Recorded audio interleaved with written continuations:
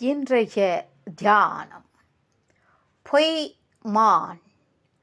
பிரபஞ்ச வாழ்வு என்னும் பொய்மானை பார்த்து ஓடாது இருக்குமாறு பரம்பொருளே நீ அருள் புரிவாயாக.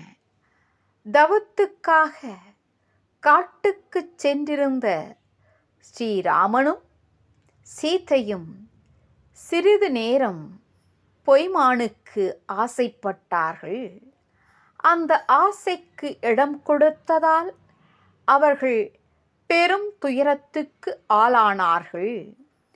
மக்கள் எல்லோரும் படும் துயரத்துக்கு மூல காரணம் பொறி வழியே அவர்கள் பிரபஞ்ச பொருள்கள் என்னும் பொய்மானை நாடிச் செல்வதாய் அமைகிறது.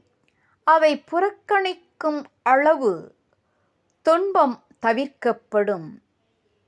ஈகம் முழுதும் பொய்யெனவே ஏய்ந்துணர்ந்தால் ஆங்கே மிக வளர வந்த அருள்மெய்யே அக நெகிழப்பாரே.